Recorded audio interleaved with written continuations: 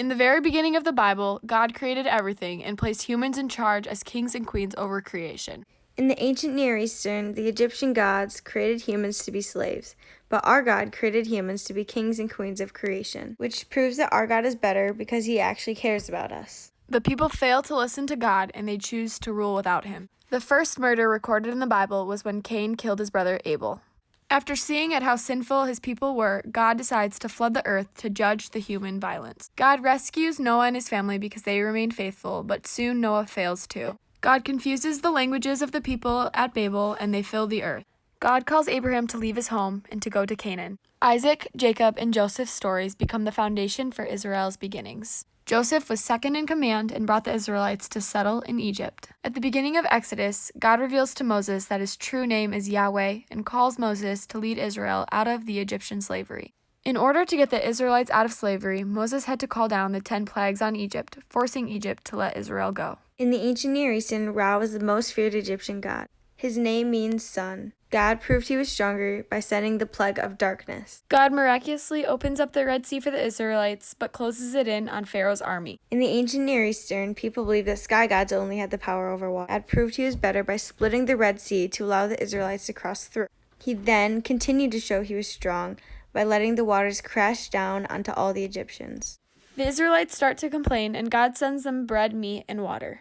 The Israelites arrive at Mount Sinai after defeating the Amalekites. Israel agrees to obey God, and God gives Moses the 10 Commandments. When Moses ascends from the mountain, he sees Aaron making a golden calf for the Israelites. Moses then breaks the tablets. Moses ascends back on the mountain and receives new 10 Commandment tablets, and Israel is renewed. God calls a census and cleanses the camp. The Levitical priests are then dedicated, and they celebrate the second Passover when they leave Mount Sinai. 10 of the 12 spies gave a bad report, and God did not let them enter. God denies entrance to Moses after he hits the rock instead of speaking to it. After Aaron dies, Israel rebels, and God sends serpents, but Israel gets healed by looking at the bronze serpent. Balaam gets hired to curse Israel, but it backfires, and more laws about the Promised Land are given to the Israelites. Israel then has to prepare for the invasion of the Promised Land. Joshua succeeds Moses, and Rahab hides the spies, and Israel crosses the Jordan River. The Passover is then celebrated, and the manna stops. Rahab is rescued when Jericho's walls fall, and Ai falls after loss through sin in Israelite camp. In Hasor is where the Gibeonite treaty took place. After all of this, most of the Promised Land was conquered. God puts Joshua in charge of the land divisions, and tribes received land allotments and instructions on the unconquered land. Joshua then renews the covenant with Israel and God and dies. Israel is enslaved by the Canaanites after failing to drive them out of their land. The generation that ignores God then takes over. The generation then begins to worship Baal and lose many battles. After Israel sins, God then sends judges to rescue them, and after every rescue, Israel gets worse and worse. Their last judge was named Samson. Without any kings, Israel believed it was okay to do whatever they wanted. They made their own rules, and they became very sinful. They became so sinful that they ended up even killing each other. Gideon's fleece was yet another way God showed that he was better than any ancient Near Eastern god. They believed only the sky gods could control the dew. But then God produced dew in 2 different ways that had never been done before to prove that he was so much stronger. Then the priests Eli and his sons die. After the Ark of the Covenant is returned, Samuel leads the Israelites in victory against the Philistines. Samuel continues to lead Israel as a prophet, a priest, and a judge. Israel asks God for an earthly god just like all the other nations. So Samuel anoints Saul to be king of the Israelites, except Saul fails as a king and disappoints God. Saul is still king, but then Samuel anoints David to replace him. Then David, with God's help, defeats the mighty Goliath. But then Saul becomes jealous and tries to kill David, but fails and eventually dies. David becomes king and conquers Jerusalem. He then brings the Ark of the Covenant to Jerusalem. David wants to build a temple for God, but God says no, he will build a house for David. Then David sins and commits murder and adultery. He repents, God forgives him, and the kingdom and David's family have to pay the price for his sin. David reflects on his sin and thanks God for his deliverance. But then he goes on to order a census that God told him not to do. He is then punished and once again repents. David then appoints Solomon, his son, as king and dies. Solomon builds a temple of God and asks for wisdom. But then Solomon sins and dies foolish. Eventually Solomon dies and his son Rehoboam becomes king. Then Rehoboam rebels and forms a northern kingdom. In the north there were 10 tribes and in the south there were 2. The southern kingdom contained Jerusalem and the temple. The northern half of Israel has a capital named Samaria,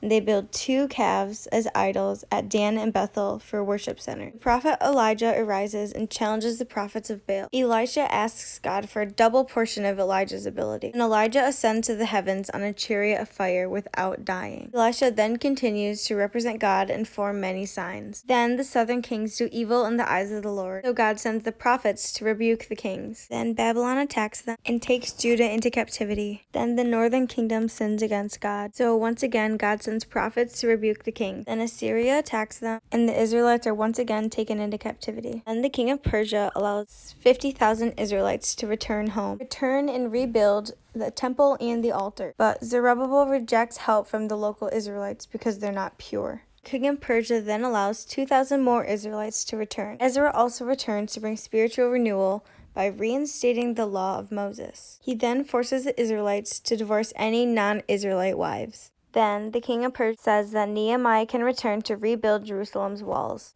So Nehemiah returns and tries to organize the rebuilding of Jerusalem's walls. He has some struggles in the process from the local Israelites. Ezra and Nehemiah read Moses' laws for 7 days straight and try to call the people back to the Mosaic covenant.